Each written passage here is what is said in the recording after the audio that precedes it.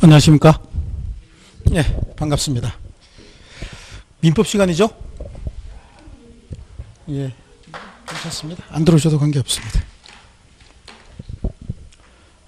민법 및 민사특별법 이 시간입니다. 제 1차 과목이죠?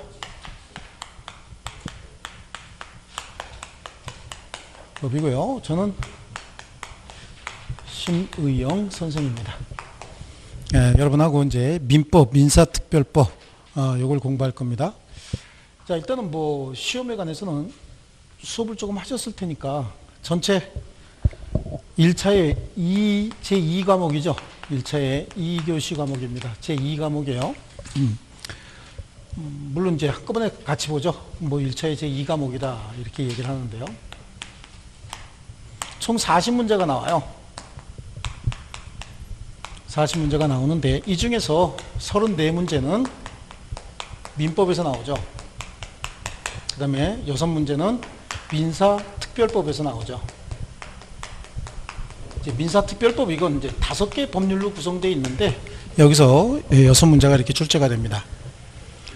자, 민법 34개 문제는 34문제는 민법 총칙이 있어요. 이 민법 총칙은 민법 제1조부터 184조까지 구성이 되어 있는데 우리는 민법 103조부터 시험 봐요. 3조부터 154조까지 여기까지만 이제 우리 시험 범위에 들어갑니다. 그래서 여기서 한 10문항 정도가 출제가 돼요. 그 다음에 이제 물권이죠. 물권법인데 이 물권법은 질권만 빼고 나머지 다 들어가는데 여기서 한 14문제 정도가 이렇게 출제가 되고요. 그 다음에 채권법 중에 계약편이죠. 채권법 중에서 계약법이에요. 이 계약법도 15개 계약 중에서 3개만 우리 시험으로 봅니다. 15개 중에서 3개만 시험 보는데 여기서 한 10문항 정도가 이렇게 출제가 되죠. 전체 34문제 정도가 출제가 되는데 물론 한 문항씩 왔다 갔다 할 수는 있습니다. 그래서 대체적으로 이 정도 문항이 지켜진다라고 하는 거 이해하시고요. 시험은 이제 이렇게 출제가 된다. 그래서 어떻게 보면은 물권법이 양이 가장 많아서 여기에 집중해야 된다라고 하는데 이 총칙이라고 하는 건 물권이나 채권의 공통점을 뽑아놓은 거기 때문에 총칙이 좀 어렵긴 합니다. 그리고 사실은 이 총칙을 모르면 물권, 채권 잘 모를 수밖에 없어요. 또 반대로도 역설적으로 설명할 수 있어요. 물권 채권을 잘 알면 또 총칙을 제대로 또 잘 알 수도 있고요. 그래서 서로 간에 민법은 제1조부터 1118조까지 다 연결이 되는 부분이기 때문에 어떤 것만 해야 된다 이런 건 있을 수 없습니다. 전체적으로 다 연결하면서 앞뒤를 연결하면서 공부하셔야 되는데 이제 가장 먼저 여러분에게 주의를 드리고 싶은 얘기가 이거예요. 암기하면 절대 안 됩니다. 제가 여기다가 칠판에다가 뭐 이렇게 써드리는 부분도 있을 테고요. 쓰라고 하는 정도만 이렇게 쓰시면 되고 실제로 안 쓰시고 교재가 있으니까 교재에다가 제가 요거만 더 추가하세요 라고 하는 것만 쓰고 웬만하면 교재를 중심으로 해서 공부를 마무리 하셔야 됩니다. 자, 요거 그다지 중요한 거 아닙니다. 요거 그냥 이렇게 나온다. 조금 있으면 자동적으로 다 알게 되는 내용이에요. 자, 그리고 우리 민법 책 중에서 여러분 시험 범위가 103조부터 시험 범위에 들어간다라고 말씀을 드렸는데요. 이 103조가 권리의 변동이에요. 자, 법이라고 하는 거요. 지금 우리 법 과목을 공부하는 거니까 법이 뭐냐라고 하는 걸 한번 공부하겠습니다. 민법이라고 하는 건 법과대학 처음 들어가면 1학년 1학기 때부터 총칙을 배워요. 법을 배우기 시작하면서 이제 민법을 배웁니다. 이 법이라고 하는 건 말이죠. 삼수변, 물이 흘러가는 이치를 이렇게 그려놓은 겁니다. 삼수변에 갈 것자 이게 합쳐져서 법이 된 거죠.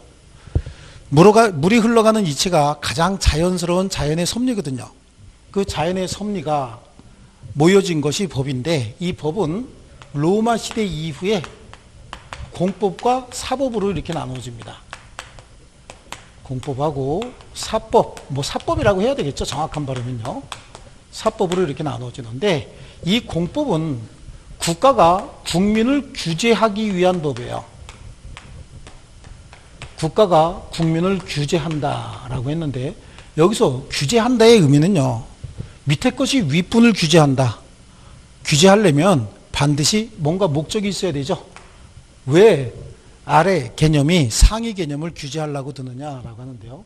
질서 유지를 위해서 국가가 국민을 규제하기 위한 법이 공법인데요.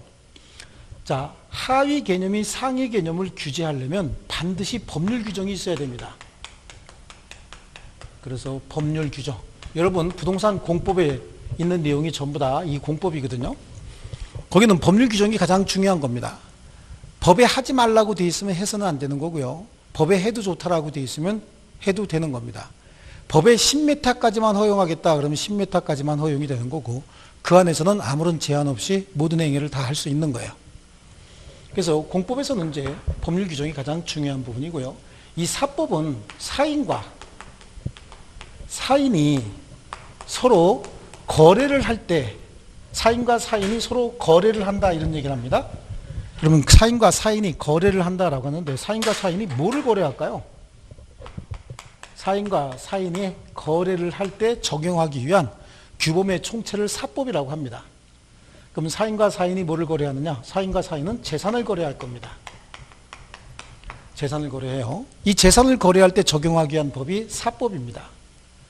자, 그러면 사인이라고 하는 사람, 이 사람들을 구분하기 위해서 여기다가 뭐라고 얘기하냐면, 이 사인을 갑이라고 부르고 이 사인을 을이라고 이렇게 이름을 갖다 붙여놓은 겁니다. 그래서 갑이 자기 재산을 을하고 거래할 때 적용하기 위한 법이 사법이다. 그럼 재산을 거래할 때, 여러분도 재산이 있으시죠? 여러분 재산을 여러분이 반드시 누구하고 꼭 거래를 해야 되느냐? 아닙니다. 거래하지 않을 수도 있어요. 그럼 거래하려고 하면 반드시 뭐 정해진 그 사람하고만 해야 되느냐? 아니죠. 누구하고 거래할지 내가 선택할 수 있습니다. 어떤 방식으로 거래할 것이냐, 이것도 선택할 수 있어요. 먼저 거래할 건지 안 할 건지, 거래할 거면 누구와 거래할 건지, 또 어떤 내용으로 거래할 건지, 어떤 방식으로 거래할 건지, 이거 다 자유롭게 결정할 수 있기 때문에 이 사법 체계에서 가장 중요한 건 당사자 간의 의사입니다. 의사인데 그 의사는 자유롭게 결정된 자유의사에 의해서 거래가 이루어진다라고 해서요. 사법관계에서 가장 중요한 게 이 자유의사입니다. 그래서 우리 앞에 뒤로 가면은 이 의사가 바깥으로 표출된 걸 의사표시라고 하거든요. 그래서 의사표시에 관해서 굉장히 많은 공부를 할 겁니다. 그래서 이 사법 체계는 이렇게 이루어져 있는데, 이 사법 중에서 가장 일반적인 법을 민법이라고 하는 거죠. 사법 중에 가장 일반적인 법, 일반법이다라고 할 때 그 일반의 의미는 우리가 많이 쓰고 있는 단어이긴 합니다. 이 일반이라고 하는 말이요. 이 일반의 의미는 모든 관계에 다 적용되는 그런 의미를 가지고 있어요. 우리가 보통 어떤 얘기를 할 때, 아이, 그거 너무 일반적이지 않아? 라고 하는 말은 값어치가 없고 싸구려 같다라고 하는 느낌도 주지만, 일반적이라는 얘기는 어디에나 다 흔히 볼 수 있는 그런 의미를 갖습니다. 그래서 민법은 일반법이라고 하는데, 그 일반의 의미가 흔하고 흔해서 값어치가 없다라고 하는 의미보다 모든 거래관계, 어떤 형태의 거래관계든지 다 적용되는 법이다. 사인과 사인이 재산을 거래할 때 어떠한 거래 형태든지 민법은 다 적용이 된다. 그런 의미에서 일반법이라고 하는데요. 그럼 이 민법은 어떻게 구성되어 있느냐라고 하는데요. 민법의 핵심 내용이 뭐가 되어야 되느냐? 민법은 역으로 찾아 들어가면요. 개인과 개인이 재산을 거래할 때 적용하기 위한 법이라고 했기 때문에 민법의 핵심은 결국은 재산에 관한 게 돼야 됩니다. 그래서 민법은 재산법이다 이렇게 얘기를 합니다. 이 재산의 개념은 세대마다 조금씩 달라요. 그래서 뭐 아주 과거의 재산의 개념은 아마 노비 또는 노예라고 하는 명칭에 의해서 사람도 재산의 개념에 포함이 됐는데, 지금은 사람은 재산의 개념에 포함되지 않습니다. 그래서 여기서 얘기하는 이 재산은 현대 거의 모든 국가에 물건에 대한 권리를 물권이다라고 해서 재산으로 포함을 시키고 있습니다. 그래서 물건에 대한 권리를 정해놓은 법, 그러면 이걸 물권법이라고 합니다. 그 다음에 사람에 대한 권리, 사람에 대한 급부 청구권을 채권이라고 하고, 그 채권에 관한 법을 채권법이다 이렇게 얘기를 합니다. 이 물권법은 한자로 이렇게 씁니다. 물건에 대해서 행사하는 권리를 정해놓은 법이다 라고 해서 물권법, 채권법은 사람에게 일정한 급부를 청구하는 것을 내용으로 하는 권리다 라고 해서 채권법 이렇게 얘기를 하는데요. 이 개념을 잠깐 보시면, 자, 필기 안 하시는 게 좋습니다. 여러분 집에 가셔도 이거 쉽게 이해 못 하시기 때문에 그냥 잘 째려보고 가시는 게 훨씬 낫습니다. 물권이라고 하는 건 권리를 행사할 수 있는 지위 자격을 가진 자를 권리의 주체라고 합니다. 자, 다시 한번요. 권리를 행사할 수 있는 지위 자격을 가진 자를 권리의 주체라고 합니다. 여러분, 우리는 권리의 주체일까요? 권리의 객체일까요? 우리는 권리의 주체겠죠? 우리는 스스로 권리를 행사할 수 있고 그 권리 행사로 인해서 생긴 여러 가지 이익을 스스로 향유할 수 있는 지위 자격을 갖췄습니다. 그래서 우리를 권리의 주체라고 합니다. 그럼 우리가 권리를 행사할 때 권리 행사의 대상물을 뭐라고 할까요? 권리의 객체라고 하는 거예요. 권리의 객체. 제가 말씀드렸지만 안 적는 게 훨씬 더 기억에 오래 남습니다. 다른 과목이 아니고 민법은요, 적지 않으셔야 훨씬 더 기억에 오래 남습니다. 적으면서 내 말을 놓치면 그거 아무것도 아닙니다. 그러니까 제가 말씀을 드리는데 안 적으셔야 훨씬 더 기억에 오래 남습니다. 그거 장담합니다, 제가. 적으면 계속해서 적어놓고 뒤에 가면 앞뒤가 계속 헷갈려갖고 더 어려워집니다. 제 말씀 들으시는 게 훨씬 더 좋을 겁니다. 자, 이렇게 권리를 행사할 수 있는 지위 자격을 가진 인은 자연인하고 법인으로 나누어지는데 우리 민법에서 관심 갖고 있는 것, 특히 중개사, 공인중개사 민법에서 관심을 갖고 있는 건 자연인만 관심을 갖습니다. 그러니까 자연인, 사람이죠, 사람. 자, 권리 주체인 인이 권리의 객체인 물건에 대해서 행사하는 지배권을 물권이다, 이렇게 얘기를 합니다. 지배권을 물권이라고 합니다. 이 지배권이라고 하는 건 권리의 주체인 인이 자기 소유물이라고 한번 해보세요. 여러분이 가지고 있는 어떤 물건이든지, 여러분 볼펜이면 볼펜, 여러분 책이면 책, 여러분 의복이면 의복, 여러분 가방이면 가방, 이게 다 물건이거든요. 여기에 대해서 물건의 소유자가 행사하는 배타적이고 직접적인 지배권을 물권이라고 하는 거예요. 지금 여기 뭐 공부하고 있죠? 물권 얘기하고 있습니다. 권리의 주체인 인이 권리의 대상인 물건에 대해서 행사하는 배타적이고 직접적인 권리를 뭐라 그래요? 지배권이라고 하고 이걸 물권이라고 하는 겁니다. 아시겠죠? 그럼 배타적으로 직접적으로 지배해서 뭐 어떻게 하겠다는 겁니다. 여기서 나오는 이익을 독점하겠다라고 하는 거예요. 이렇게 우리 민법상의 용어로 해버리니까 이게 좀 어려운 얘기인데, 내가 가지고 있는 내 물건은 내 필기구입니다. 내가 쓰고 있는 동안 다른 사람의 간섭을 일체 허용하지 않겠다는 얘기예요. 여러분 필기구 여러분이 쓰고 있는데 옆 사람이 쑥 뺏어가면 뭐라 그럽니까? 내놓으라고 하죠. 아, 난 필기구 또 있으니까 저걸로 쓸 거야. 이거보다 일단 왜 내 거 가져가? 그래서 눈부라리고 내놔 라고 얘기할 수 있는 권리, 그게 뭐죠? 물권인 거예요.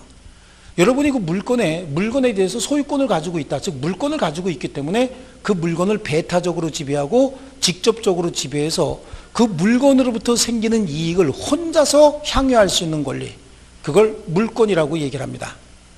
아시겠습니까? 자, 암기하실 필요도 없습니다. 자연스럽게 들어야 됩니다. 제가 장담하는데 민법을 암기하기 시작하면 여러분 나머지 과목 있죠? 부동산학개론, 그 다음에 2차에 가갖고 2차 모든 과목의 암기사항보다 민법 하나의 암기사항이 훨씬 더 많습니다. 절대 암기해서 맞을 수 있는 점수가 아닙니다. 여러분이 암기해갖고 맞을 수 있는 점수는 30점입니다. 제가 장담합니다. 이렇게 전체적으로 이해하고 제가 암기하려는 것만 암기하시면 됩니다.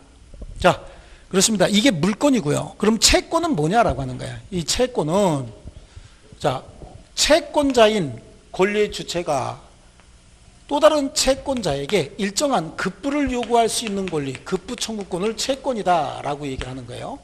여기서 얘기하는 급부라고 하는 건 이 사람을 갑이라고 하고 이 사람을 편의상 을이라고 갖다 붙이면 채권자 갑이 채무자 을에게 야, 너 나한테 줄 거 빨리 줘.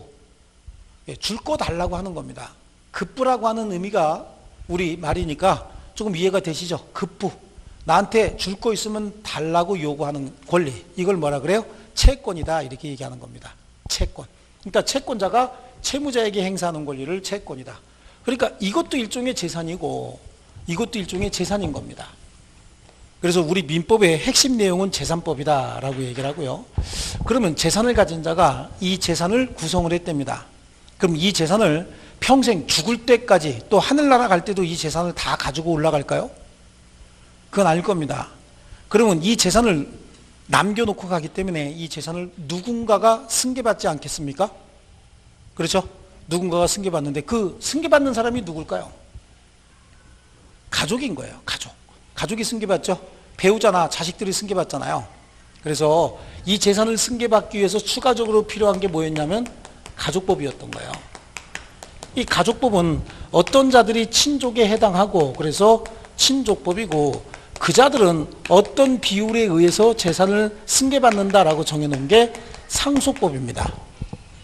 그래서 민법은 개인과 개인이 재산을 거래할 때 적용하기 위한 법이기 때문에 민법의 핵심 내용은 재산법이 된 것이고 재산의 종류는 시대에 따라서 조금 다양하게 분류했지만 현재 모든 나라에서 물건에 대해서 행사하는 배타적 지배권인 물권, 그 다음에 채무자에게 급부를 요구할 수 있는 채권, 이걸 재산으로 보고 그 재산을 승계받는 사람들을 정해놓기 위해서 가족법을 이렇게 정해놓은 겁니다.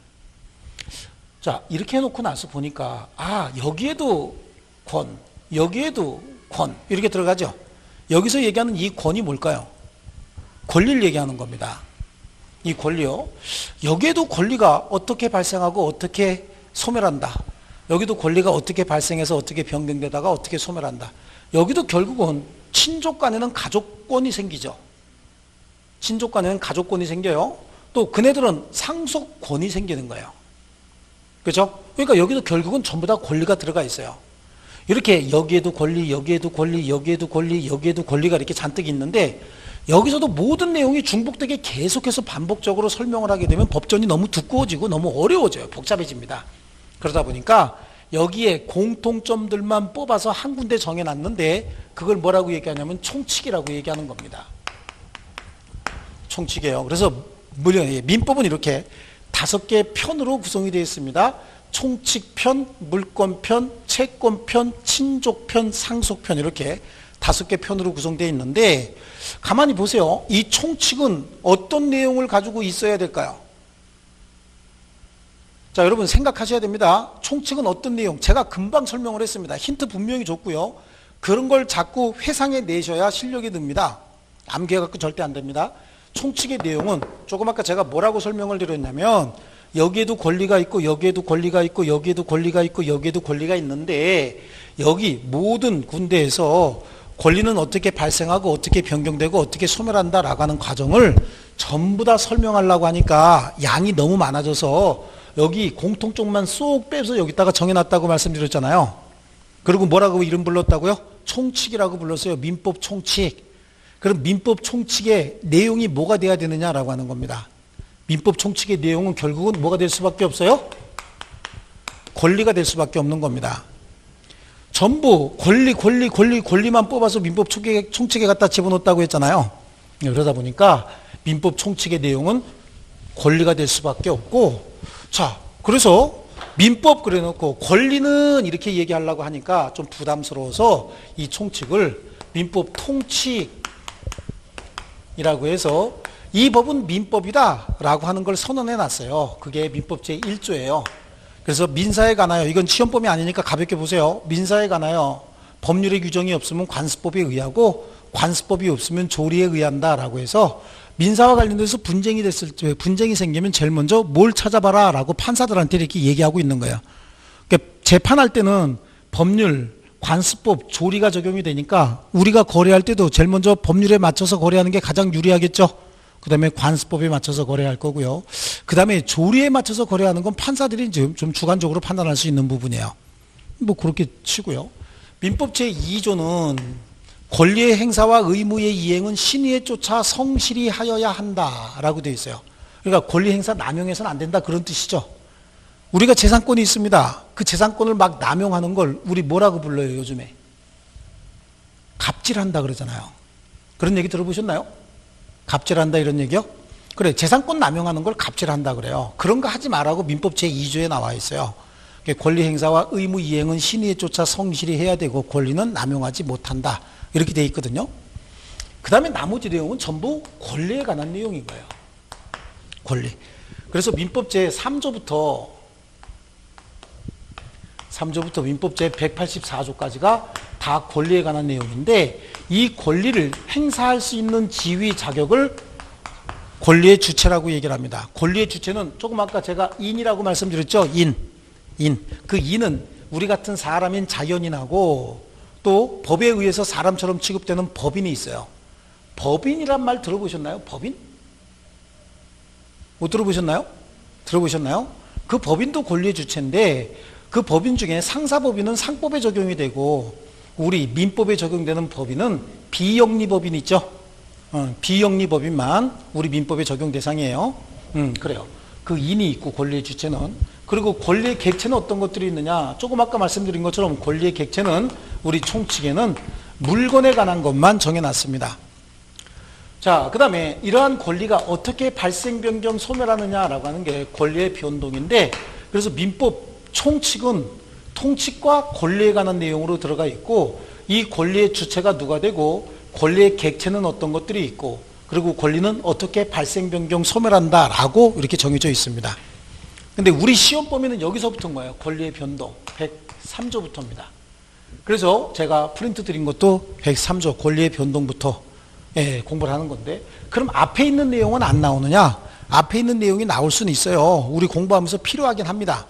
하지만 얘네들은 나와도 답으로 들어가지 않고 우리가 그때그때 나올 때마다 설명하는 게 낫지 이걸 별도로 시간을 내서 공부할 필요는 없다고 생각을 합니다. 그래서 빼버렸고요. 이렇게 권리가 변동이 될 때도 권리 변동의 원인이 둘 사이에 이렇게 어떤 거래를 통해서 권리가 변동이 되는 경우도 있거든요. 자, 거래라고 하는 걸 했죠. 여러분도 거래 같은 거 해보셨나요? 거래 많이 해보시죠? 예, 슈퍼 가서 물건 사는 것도 다 거래인 거죠. 그 거래를 뭐라고 얘기하냐면 계약이라고 얘기를 해요. 보통 이 거래를 우리 법률적으로는 법률행위라고 합니다. 쫓아해 보십니다. 뭐라고요? 다시 한번요. 뭐라고요? 법률행위라고 합니다. 그 법률행위는 여러 가지로 나눌 수 있는데 법률행위의 95%는 계약이에요. 법률행위의 95%는 계약입니다. 이 법률행위는 또 이렇게도 나눌 수 있어요. 조금 이따가 공부할 건데요. 법률행위는요. 의사표시가 하나만 가지고도 성립하는 법률행위가 있고요. 의사표시 몇 개요? 하나. 하나만 가지고 성립하는 법률행위를 단독행위라고 해요. 뭐라 그런다고요? 단독행위. 왜 단독행위라고 이름을 붙였을까요? 의사표시 하나만 가지고 성립한다 그래서 단독행위, 단독이다. 그래서 이게 표의자가 일방적으로 의사표시하게 되면 표의자가 원했던 대로 법률 효과가 생긴다. 그래서 이걸 단독행위라고 하고요. 이걸 다른 말로 형성권이라고도 해요. 쫓아해봅니다. 크게 형성권. 형성권은 말 그대로 의사표시하는 자가 일방적으로 의사표시하게 되면 그 내용대로 법률 효과가 생기는 걸 형성권이다 이렇게 얘기합니다. 의사표시자가 일방적으로 의사표시한다 그랬죠? 그러니까 의사표시가 몇 개예요? 한 개죠? 그러니까 이걸 다른 말로 뭐라고도 해요? 단독행위라고도 한다고요. 제가 금방 얘기한 얘기 금방 자꾸 이렇게 물어보고 하고 있습니다. 그래서 자꾸만 연결시키면서 이해하시면 됩니다. 단독행위도 있고요. 또 95%의 법률행위는 두 개의 의사표시가 몇 개의 의사표시가? 두 개의 의사표시가 서로 내용도 일치하고 상대방도 일치하면 성립하는 법률행위가 있는데 이걸 계약이라고 하는 거예요. 계약. 자, 보세요. 여러분 계약 많이 해보셨죠? 오늘은 계약한 거 있으신가요? 오늘 계약한 거 뭐 혹시 없나요? 오늘. 그치? 슈퍼에 가서 물 사는 것도 계약이죠? 자, 차 가지고 오셨어요? 아니면 대중교통 이용해서 오셨어요? 걸어오셨어요? 차 가지고 오셨어요? 그럼 여기 주차비 냅니까? 주차비 안 냅니까? 4시간 넘어가면 주차비 냅니까? 그래요. 그러면 여기 들어올 때 4시간까지는 내가 그냥 쓰고 4시간 넘어가면 돈 내겠다라고 약속이 돼 있는 걸 그래 나는 그렇게 하겠다라고 했죠. 그러니까 주차장에서 문을 열어줬다는 얘기는 4시간까지는 무료로 제공할 테고 4시간 넘어가면 부과하겠다라고 승낙을 한 거예요. 그러니까 그런가요? 그러면 여기서 4시간짜리 주차권을 주나요? 그럼 4시간이 넘어가면 별도로 돈을 내야 되는 건가요? 그럼 여기 주차장은 그러네요. 자, 방문 고객은 사무실에서 주차증을 받아오면 4시간까지는 무료로 해줄 거고 4시간이 지나면 그 주차증이 있어도 이용 대금을 부과하겠다라고 의사표시가 있었죠. 근데 우리가 차를 갖고 들어온다는 얘기는 그렇게 하겠다라고 승낙을 했기 때문에 들어온 거 아니겠어요? 그렇죠? 이것도 두 개의 의사표시가 서로 내용도 일치하고 상대방도 일치했기 때문에 계약이 이루어진 거예요. 자, 버스 정류장에 또는 전철역 앞에 서 있답니다. 아니, 전철이 여기 쪽엔 없나요? 아니면 기차역 앞에 서 있다는 거예요. 기차표 끊었겠죠?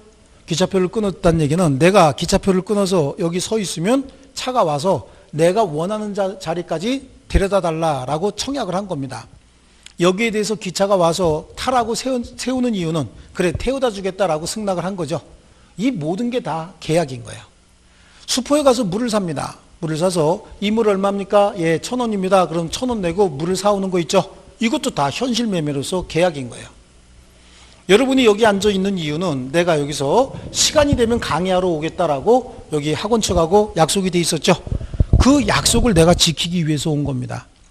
서로 간에 두 개의 의사표시가 여러분은 강의를 듣겠다, 나는 강의를 하겠다라고는 서로 상대적이고 대립적인 의사표시가 내용도 일치하고 상대방도 일치했기 때문에 성립하는 법률 행위를 계약이라고 합니다. 그래서 앞으로 법률 행위 그러면 95%가 계약이니까 그냥 계약 그래도 관계없어요. 그러면 계약 그래도 관계없다 그랬죠? 그럼 계약은 다른 말로 뭐라고 표시할까요? 계약 굉장히 어려운 말 같죠? 계약은 다른 말로 합의, 약속, 약정 이런 말로도 쓰이는 겁니다. 자, 친구하고 저녁에 만나서 술 한잔 먹기로 약속했습니다. 이것도 일종의 뭡니까? 당사자 간의 계약이라고 볼 수 있어요. 그래서 합의, 약속, 약정 이게 다 계약이다 이렇게 보시면 되는데요. 자, 그렇습니다. 이러한 권리가 발생, 변경, 소멸을 할 때는 당사자 간에 뭐가 있어서 법률 행위를 해서 계약 아니면 단독 행위라고 하는 법률 행위에 의해서 권리가 발생, 변경, 소멸할 수도 있는데 이 권리의 변동이라고 하는 건 권리의 발생, 변경, 소멸을 얘기하는 거예요.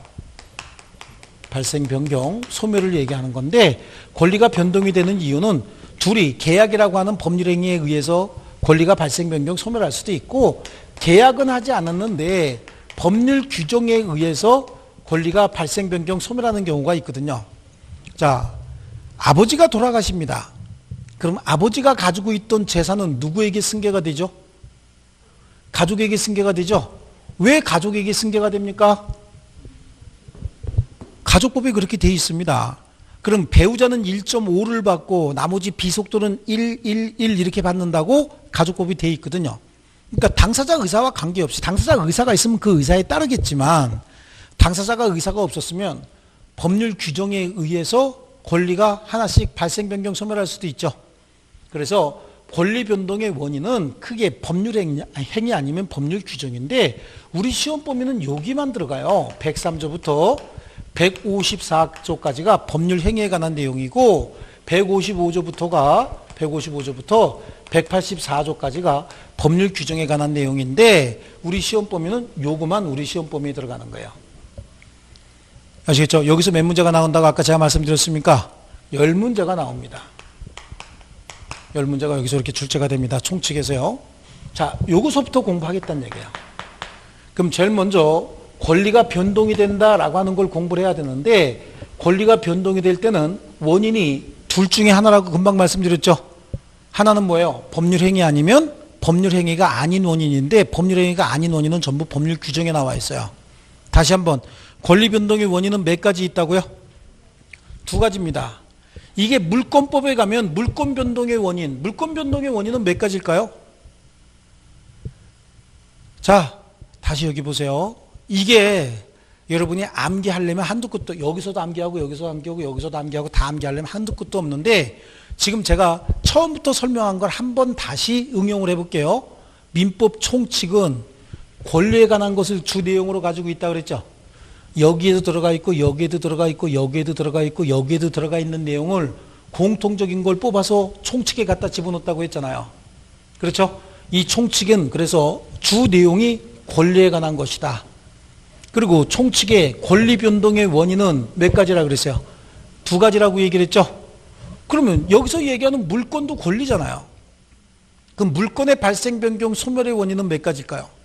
두 가지입니다. 법률행위 아니면 법률 규정이죠. 채권의 발생, 변경, 소멸의 원인은 몇 가지일까요? 두 가지입니다. 법률행위 아니면 법률 규정인 거예요. 그럼 가족법의 발생, 변경, 소멸의 원인은 몇 가지가 있을까요? 두 가지입니다. 상속법의 발생, 변경, 소멸의 원인도 두 가지인 거예요. 그래서 모든 권리의 발생, 변경, 소멸의 원인은 몇 가지입니까? 무조건 두 가지입니다. 그걸 여기서 배우는 게 총칙에서, 여기서 공통점을 총칙에서 배우는 겁니다. 그러니까 권리의 발생, 변경, 소멸 원인이다라고 하는 건 몇 가지가 있다고요? 두 가지. 그 한 가지가 법률 행위 아니면 또 한 가지는 뭐다? 법률 행위가 아닌 원인인데, 법률 행위가 아닌 원인은 다 어디에 들어가 있어요? 법률 규정에 들어가 있는 거예요. 이해하셨죠? 그래서 권리의 변동을 공부할 건데,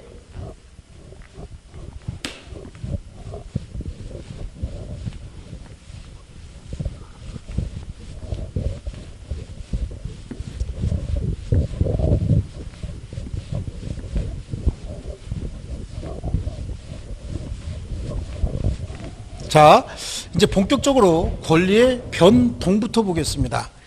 제가 설명하는 게 계속해서 반복이 되니까 잘 이해하고 계시길 바라겠습니다.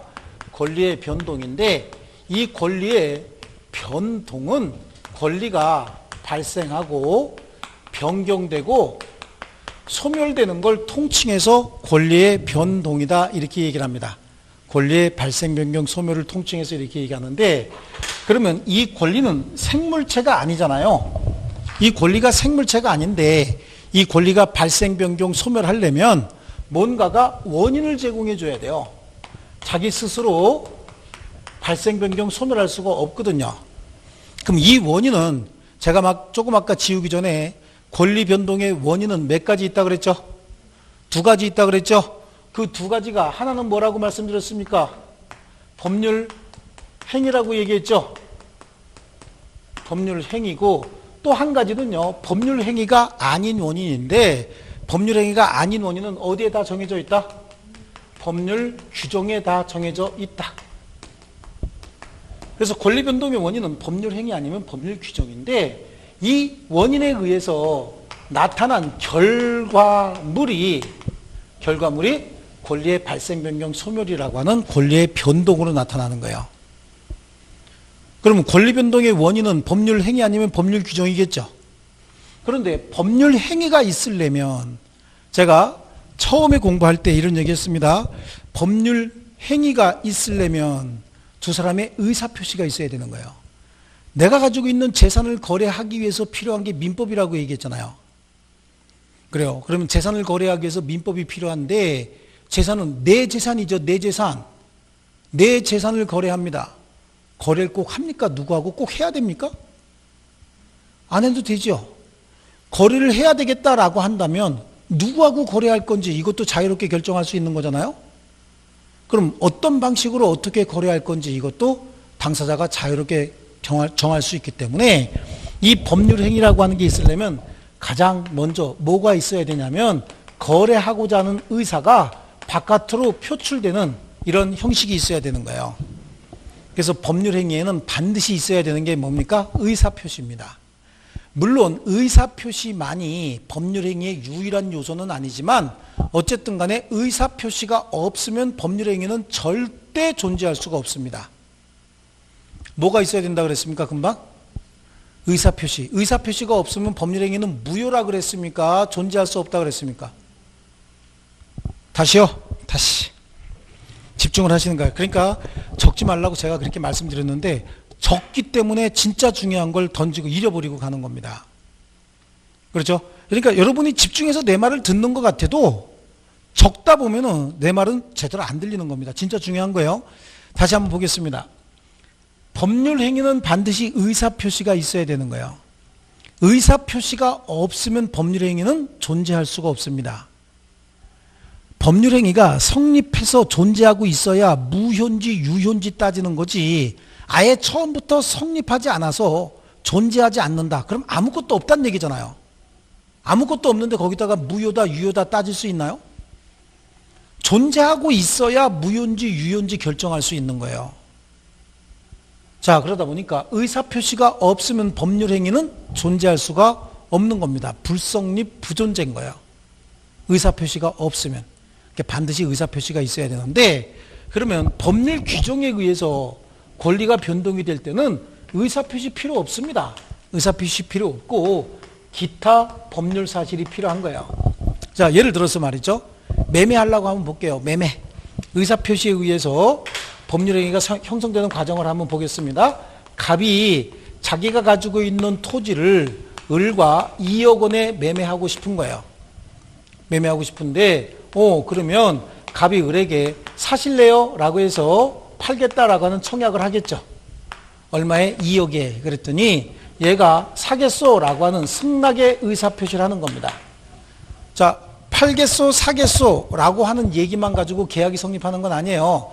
갑이 을한테 2억 원에 팔겠소 그랬더니 을이 2억 원에 사겠소 라고 해야만 법률행위가 성립하는 겁니다. 그럼 이게 뭐가 된 거죠 지금? 매매 계약이 성립한 거잖아요. 무슨 계약이요? 매매 계약이요. 팔겠다고 했으니까 매매가 성립한 거죠. 자, 그럼 보세요. 이 의사표시에 의해서 얘는 얘한테 만약에 다음 달 1일 날 주기로 했대요. 매매 계약을 했다고. 여기까지 이해되시나요? 그럼 갑은 을한테 다음 달 1일 날 뭘 줘야 돼요? 재산권. 매매했으니까 뭘 이전해 주면 되는 거죠? 소유권 이전해 줘야 되죠? 이해가 잘 안 가시나요? 이해 가시나요? 그럼 매수인은 매도인에게 뭘 줘야 됩니까? 2억 원이라고 하는 매매 대금을 줘야 되죠? 그래요. 그런데 이렇게 의무만 생겼어요? 아니면 권리도 생겼어요? 이행하기로 한 날 매도인은 재산권을 이전해 줘야 되지만 그와 반면에 대금을 청구할 수 있는 청구권도 생겼죠.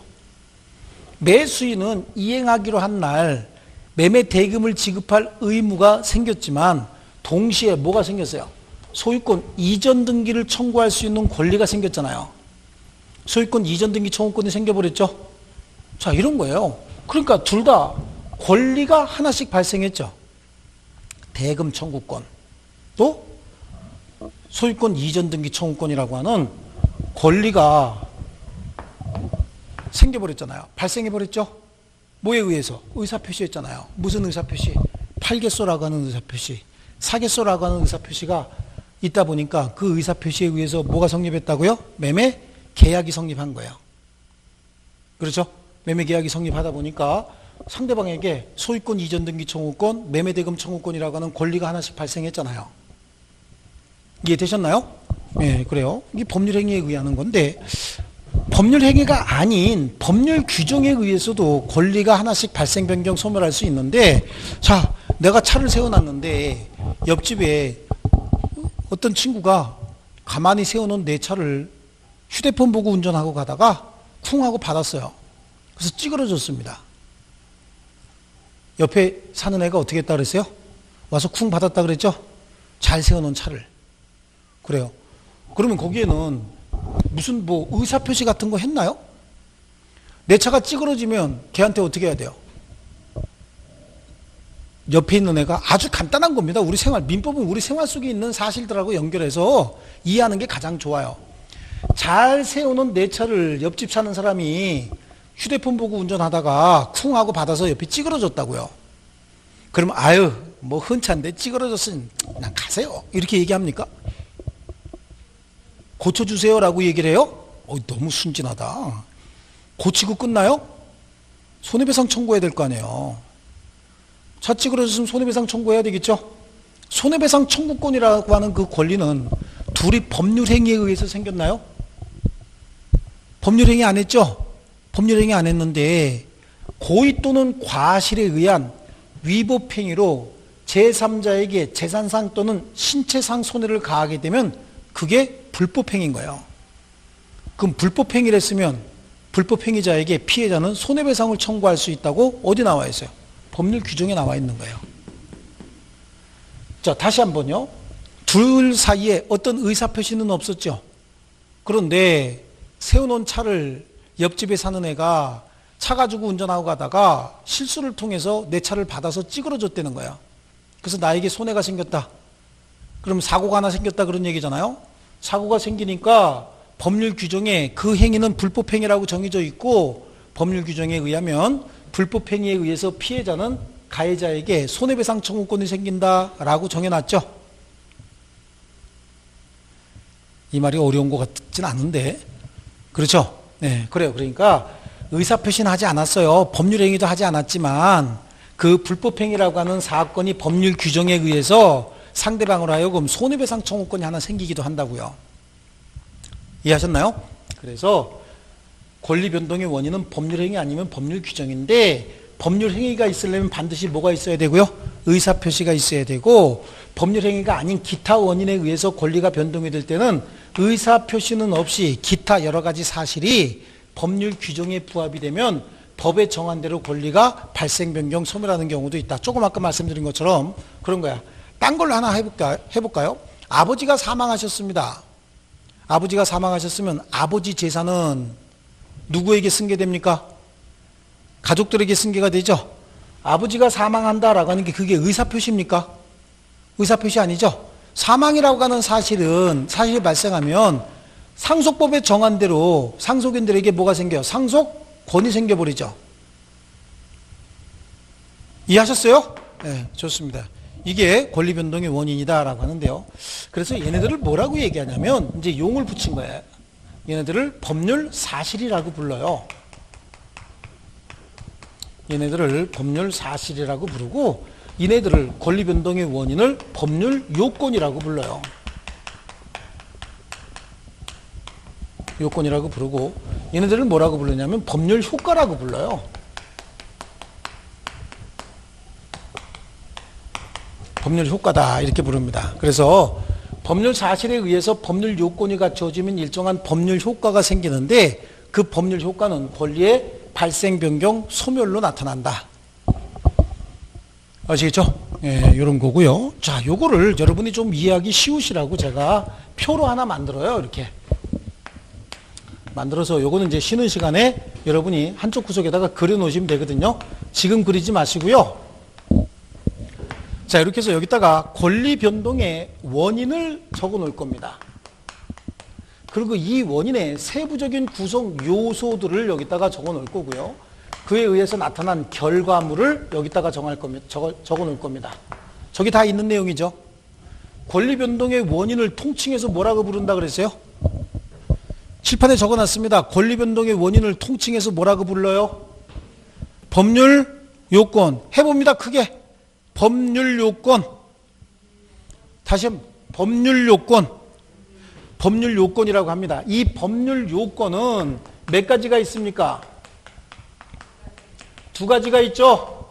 법률 요건은 두 가지가 있는데 그 하나가 뭐예요? 법률, 그렇죠, 행위죠. 법률 행위고, 그 하나는 뭐죠? 그렇죠, 법률 규정이죠. 법률 규정이고요. 법률 행위가 있으려면 반드시 있어야 되는 게 뭐라고 했습니까?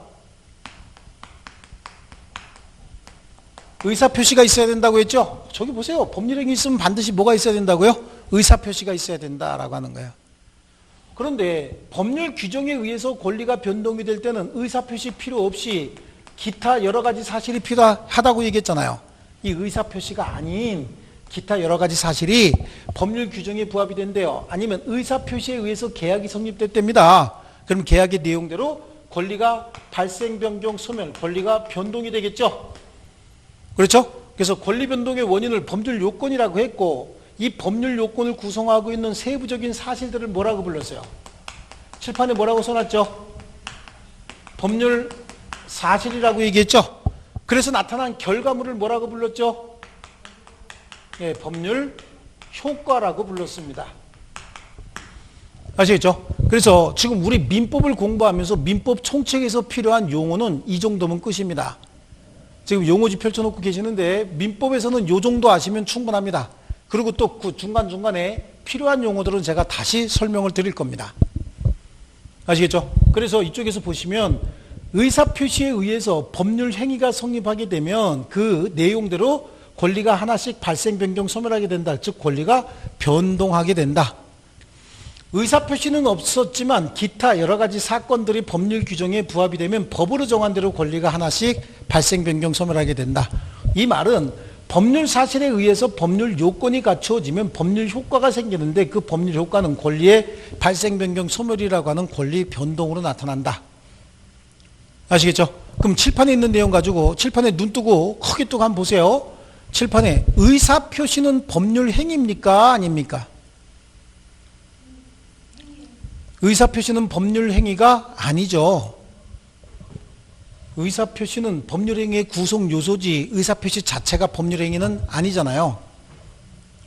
그죠? 다시 한번 여기 보시면요.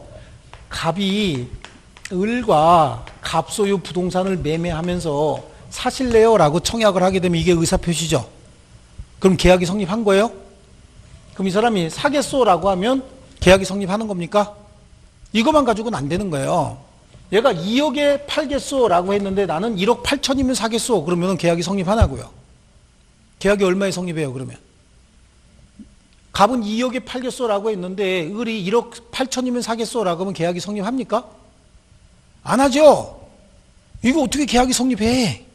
계약이 성립할 수가 없죠? 그랬더니 갑이 무슨 2억짜리를 1억 8천을 얘기합니까? 그건 너무 많이 깎는 거 아니에요? 1억 9천이면 그럼 팔겠소. 그랬더니 을이 그래 그럼 1억 9천이면 사겠소 그랬잖아요. 그러니까 갑이 한 청약과 을이 한 승낙이 청약과 승낙이 있었던 사실만 가지고 법률행위가 성립하는 게 아니라 청약과 승낙이 내용도 일치하고 상대방도 일치했다라고 하는 거야. 내용도 일치하고 상대방도 일치하니까 그때 성립하는 게 뭡니까? 매매 계약이라고 하는 법률 행위가 성립하게 되는 것이고, 이 계약이 성립했으니까 계약으로 정한 날짜에 얘는 소유권 이전 등기해주고 대금 청구권이 생기고, 얘는 대금 지급하고 소유권 이전 등기 청구권이 생기는 거죠. 이 권리가 하나씩 발생 변경 소멸하는 거예요. 이쪽에 가면 법률 행위 의사표시는 하지 않았지만 기타 여러 가지 사실들이 법률 규정에 부합이 되면 법으로 정한 대로 권리가 발생하는데, 세워놓은 차를 옆에 사람이 와서 받았대요. 받았으면 그건 의사표시한 건 아니잖아요. 하지만 그 행위를 불법행위라고 법에 정해놨고, 그 불법행위를 하게 되면 상대방에게 뭐가 생겨요? 손해배상 청구권이라고 하는 권리가 하나씩 발생하게 되는 거죠. 권리의 변동은 권리의 발생 변경 소멸을 권리의 변동이라고 한다 그랬잖아요. 자, 이걸 권리의 변동이라고 하거든요. 그렇죠. 또 아버지가 사망하셨다. 그래서 사망이라고 하는 어떤 사실은 뭐를 만족시켜요? 법률 규정에 상속법을 만족시키죠. 그럼 상속법에 정한 대로 배우자는 1.5, 자식들은 1, 법으로 정한 대로 권리를 취득하게 되는 거죠. 권리가 발생, 변경, 소멸하게 된다라고 하는 겁니다. 아시겠죠? 그래서 요거는 나름대로 조금 전체적인 틀을 이해하는데 굉장히 중요한 부분입니다. 우리 책으로 한번 볼게요. 책으로 보시면 권리 변동이다 이렇게 나오고 있죠. 권리 변동. 거기 있는 내용 옆에다 그냥 하나 쓰세요.